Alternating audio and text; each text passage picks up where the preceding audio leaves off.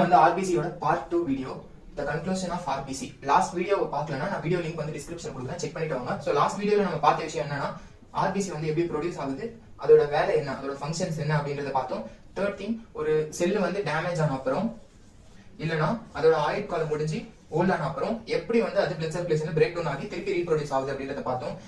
RBC ப்ரொடெக்ஷனுக்கு நமக்கு தேவையான விஷயம் என்னன்னா amino acid, vitamin B12, folic acid, iron, and the most important thing என்ன அப்படின்னு பாத்தீங்கன்னா erythropoietin. இது வந்து EPO அப்படின்னு சொல்லுவாங்க. So it is an hormone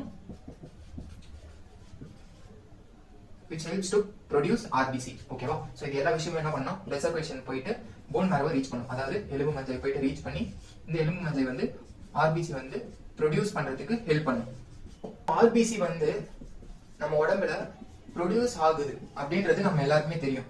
ஒரு எக்ஸாம்பிளுக்கு நம்ம எல்லாருக்குமே தெரியும் RBC யோட ஆயுட்காலம் எவ்வளவு அப்படின்னு பாத்தீங்கன்னா 120 டேஸ்.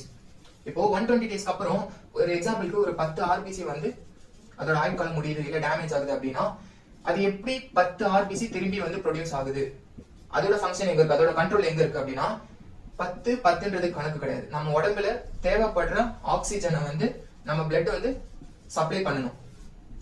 சோ இதுதான் வந்து மேட்டர் இல்லையா? சோ நம்ம உடம்புல இருக்க RBC கவுண்ட் கம்மியாக நம்ம பிளட்ல இருக்க ஆக்சிஜன் லெவல் வந்து கம்மியாகும். கரெக்டா? So oxygen supply in the blood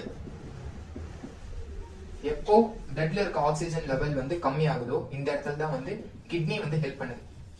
have the help அப்படின்னா பிளட் வந்து கிட்னி என்டர் ஆகும்போது ஹைபாக்சியா, தட் மீன்ஸ் பிளட்ல ஆக்சிஜன் லெவல் வந்து கம்மியா இருக்கு அப்படின்றத கிட்னி வந்து டிடெக்ட் பண்ணும். சோ இது டிடெக்ட் பண்ண அப்புறம் என்ன பண்ணும் அப்படின்னு பாத்தீங்கன்னா கிட்னி வந்து the most important hormone that is EPO இத வந்து அதிகமா வந்து செக்ரீட் பண்ணும். இந்த ஹார்மோன் எதுக்கு ஹெல்ப் ஆகுது அப்படின்னா ப்ரொடக்ஷன் ஆஃப் RBC நம்ம எல்லாருக்குமே தெரியும்.